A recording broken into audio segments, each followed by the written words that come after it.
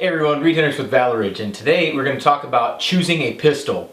And the first thing you got to do when you're choosing your pistol is that you've got to ask yourself this question: what am I going to be doing with it? Well, this video is about choosing a pistol that you will have to use when you want to shoot somebody that is threatening or attacking you and you are scared for your life. So that is what this video is about choosing a pistol for defense of yourself, your family, and your loved ones. So let's get started. The first thing that you got to look for when you're choosing a pistol is it's got to be reliable. When you press that trigger, that gun has to go off each and every time. So the first criteria that you've got to include is that reliability. Does the gun have a proven track record of working? Does it work in any conditions? Will it work when it's hot, cold, sandy, dirty?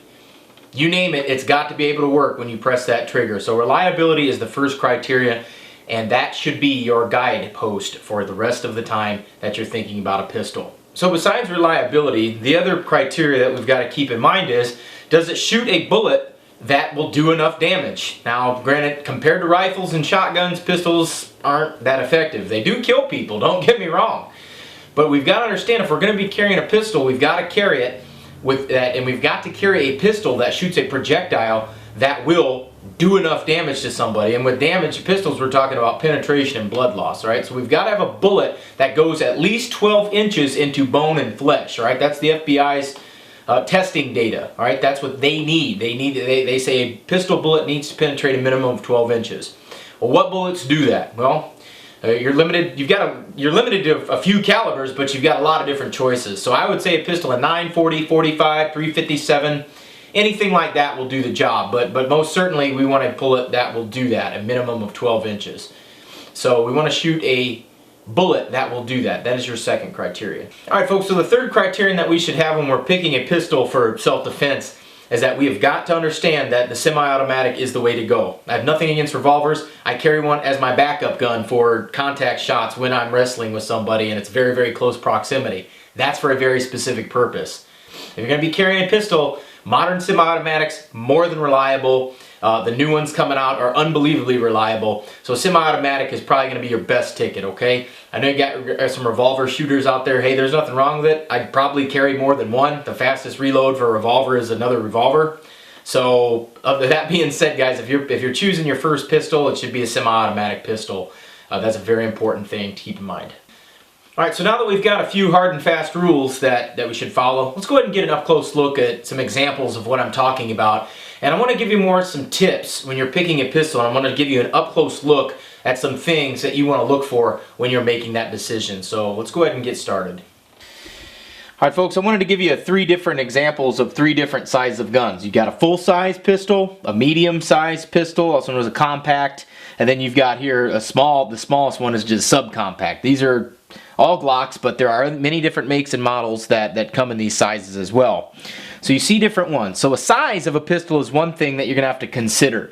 Now with a full-size gun, obviously you can get a full grip on that gun, alright? It's a very, very good full grip. Problem with this is if you want to conceal it, it's a little bit more difficult to do, especially concealing this butt right here. But you can do it. You're just going to have to address, how you wear your clothing and where it is on your body. The other example here is the Glock 19. This is a compact pistol. It's also known as a medium-sized handgun, or medium frame. You can still get, as you can see, a full grip on that gun. All of my fingers can wrap around that pistol grip. That's a very important thing. And here we have a Glock 26, and as you can see, I've got my pinky off there. Alright, I've got my pinky off there, and I've only got control of it with not as much control as with the other ones. So this is the subcompact. Now these are great to carry. Shooting them's a different story. Alright, so a lot of people think they need a subcompact to carry it, but they often find that when they shoot it, it's a lot more difficult to control, and that is absolutely true. Alright, so I know some of you guys out there is, what about a magazine extension? Okay, so you put a magazine extension on there, guess what you've got? A 19, okay? The barrel's not the hard part to conceal, it's the butt. So when we need to conceal these guns, we're going to have to consider that.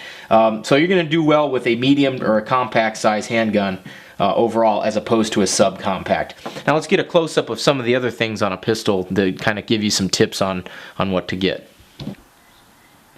Alright folks, as you can see, the other thing that you're going to want to have on a pistol for self-defense is you want a good set of sights. And as you can see, this example right here, these are what are known as excess sights. These are excess big dots. You see this big white golf ball front sight. High contrast, high visibility. That's exactly what you want.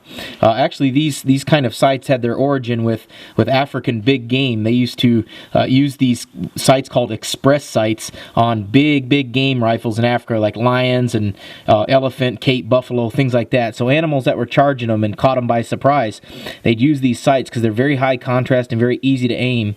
You see this big golf ball white front sight here. These are very fast sights to get on target, and you see you just put it right in this little rear notch right here. That's your sight picture with excess big dots. Alright folks, as you can see, here's the rear sight of it. It's just a shallow V notch. It's a shallow V notch, and then your front sight goes right in there. What I also like about this sight, as you can see, is that it's a very positive edge. The edge of this pistol right here really facilitates one-handed work as well. So if you need to manipulate your pistol with one hand, you need to rack it off your belt, your holster, or even your shoe.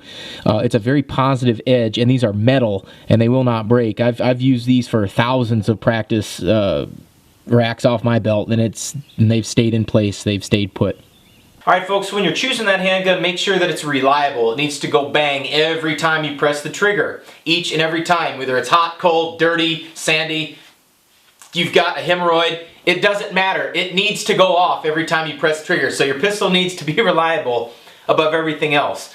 Alright, you need to shoot a good serviceable caliber, 9, 40, 45, 357. Those are all serviceable calibers, alright? They work. They penetrate 12 inches of flesh and bone, according to the FBI. That's what you want, alright? You want a good, reliable caliber that will punch through all that stuff, alright? Third thing you're going to need, you definitely want to have it be a semi-automatic handgun, alright? This is the 21st century. There's nothing wrong with wheel guns, as I said earlier, but a semi-automatic handgun, especially modern ones, are very reliable, and they're going to serve you a lot better than those revolvers will. Alright, you need a gun that you can get a full grip on. Alright, a full grip equals good technique equals good, fast, rapid hits. Alright, what you also need is high contrast, high visibility sights on that gun. Now just some final tips when you're buying a handgun. Alright, when you're buying a handgun, just some final tips. Alright, that will help save you time, money, and frustration above all else. Okay, the first thing that you want to do, alright, you actually want to shoot the gun before you buy it. There are many ranges out there that will let you rent a gun that you can shoot, and you can do that, alright? You want to be able to shoot the gun before you buy it.